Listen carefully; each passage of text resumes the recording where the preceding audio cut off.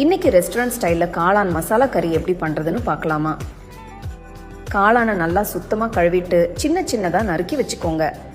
ஒரு கடாயில் எண்ணெய் ஊற்றி பட்டை, கிராம்பு, ஏலக்காய், ஷாஹி ஜீரா, பொடிசா நறுக்கின வெங்காயம் சேர்த்து கலந்து விடுங்க. நறுக்கின பச்சை மிளகாய் சேர்த்து கலந்து விடுங்க.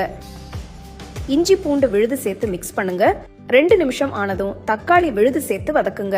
அடுப்பை மிதமான தீயிலே வச்சு தக்காளியில இருக்க தண்ணிலாம் வத்தி வர வரைக்கும் வேக விடுங்க. உப்பு, மஞ்சள் தூள், சீரகத்தூள், தனியாத்தூள், காஷ்மீரி மிளகாய் தூள் சேர்த்து கலந்து விடுங்க.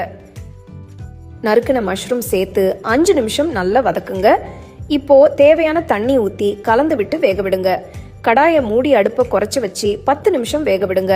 கரம் மசாலா தூள் சேர்த்து மிக்ஸ் பண்ணுங்க. 2-3 நிமிஷம் சிம்லையே வேகட்டும். கடைசியா நறுக்குன்னு கொத்தமல்லி சேர்த்து கலந்து இறக்கிடுங்க. அவ்வளவுதாங்க, மஷ்ரூம் கறி அருமையா ரெடி ஆயிடுச்சு. இந்த கறி சப்பாத்தி, ரொட்டி எல்லாத்துக்கும் ரொம்ப நல்லா இருக்கும்.